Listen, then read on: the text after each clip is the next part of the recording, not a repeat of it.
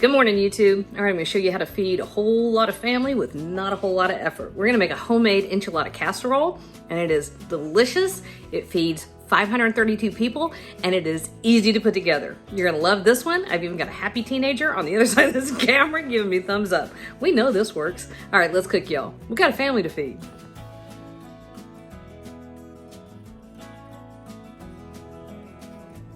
Okay, let us make our chicken enchiladas. Okay, so I've got a pan over here. Well, it would help if I'd actually turn the stove on. It's medium low. A little bit of cooking spray. And while I've got this out, I've got a big old casserole dish. This one is the 9x13. It's not quite enough to handle the size of the tortillas that I have, but we'll make it work. We'll squish it along the ends. Okay, so all I'm gonna do here is saute the vegetables that are gonna go into the fillings for the enchiladas.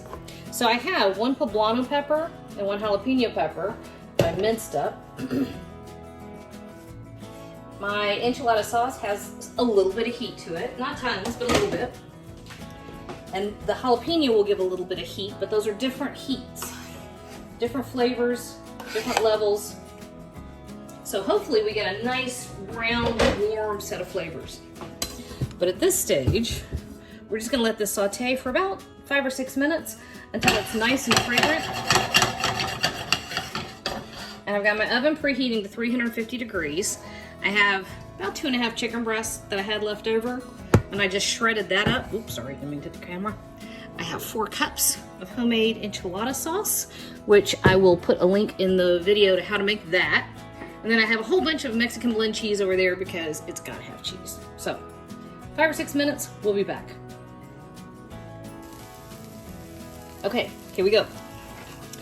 So our peppers and onions have softened up a good bit. We're gonna make our filling and roll these up. All right, so I know normally you don't put hot into cooked food, but we're actually going straight into the oven with this, so there we go. And when it comes to your filling, really the sky is the limit, y'all. Okay, you can do all kinds of stuff. You can add beans, which this is a good trick actually. For whatever reason, if you want to use less meat, for a long time, I did this because I had no money. I would use a little bit of chicken, say 1 single chicken breast, and I would use lots and lots of black beans. And then I could use a less amount of chicken, and I would use like just scant amount of cheese, right? So that's one, that's great. If you really want to stretch your budget, if you want to eat less meat, that's one great way to do it. Okay, so that was about 1/3 cup of sour cream, which we're putting in here because we want the filling to end up being creamy and gooey, right? And so I'm only gonna add just enough to the filling to kind of achieve that result. And if it's creamy and gooey, it's gonna be delicious. All right, so got about, how much is that? That's about 1.5 cups of that shredded Mexican cheese, which will melt together once it gets hot all the way through and help hold our enchiladas together on the inside. Although quite honestly, y'all, I have never had an enchilada baked in a casserole and when you cut into it, didn't just become a goopy, globby, delicious, gooey mess. Okay, so our enchilada sauce, just a touch. Maybe 1/2 cup. All right, so this all gets mixed together and it is time to do our little enchilada assembly line. This is pretty good. This consistency is gonna get just about exactly what we want. See? Perfect. Now, before we do anything, remember the #1 rule is make sure you like what you've got going on.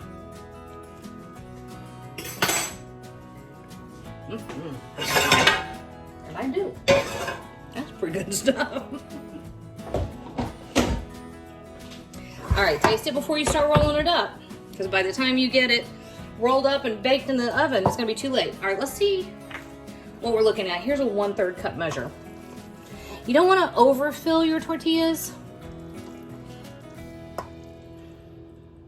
All right, so that's just a little more than 1/3 of a cup. And then we just spread it out. That's gonna be just about perfect, okay? Da-da-da. All right, so then you do a roll. You see what I'm doing here, guys? It's really visible. All right, so we're gonna roll. Just like that. And then seam, here's your seam, right into our casserole dish. Boom, I'll show you how to do another one. Then I won't make you watch me, shoot. Roll 58,000 tortillas.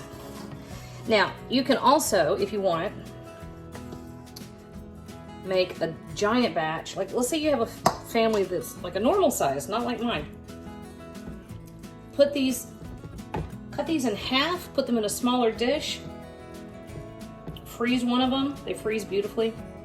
Boom, you've cooked once. And dinner twice. That's a win-win.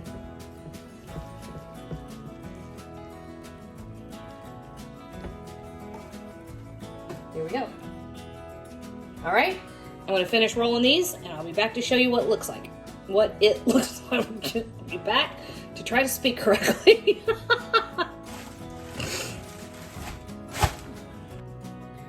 All right, all rolled up. I had 4 more that I could get out of there. All right, so at this point, cover this with as much of your enchilada sauce as you can manage. Be careful on these top ones where they touch the sides of the deal. You'll kind of want to tuck those down. Otherwise, your sauce is just gonna like hit right there and roll right over the side. So we just do it this way. Spread it out.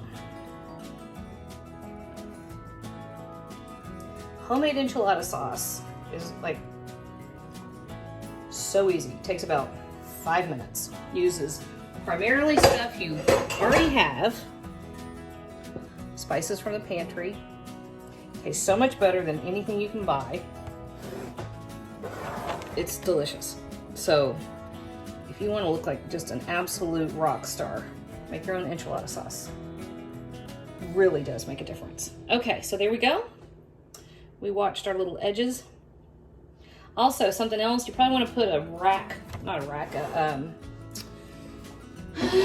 baking sheet underneath this in the oven to catch any spillovers, which are, I'd say, on the likely side, because I tend to go a little overboard when I fill anything, including casserole dishes. So, however much cheese you put on top of that, that's between you and God. I'd say I'm putting 2 to 3 cups. So, which, you know, okay, fine. There we go. How much was in here originally? 32 ounces. Yeah, let's see. Between what I put in the filling. There we go. All right. 350 degree oven, 35, 40 minutes. Let's go. Wait a minute. I gotta show them something. Do you hear that? I hear it.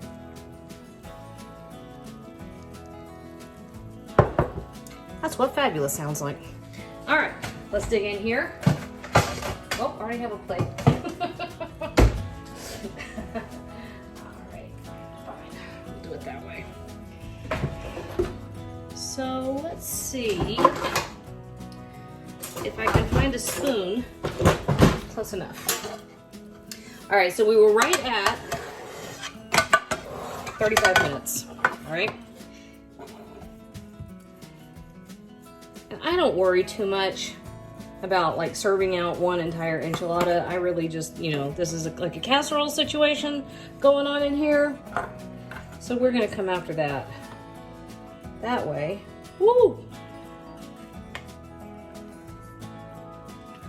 All right, Nelly. Yeah. Gooey cheese and all. So then, just so I don't experiment too much on my family.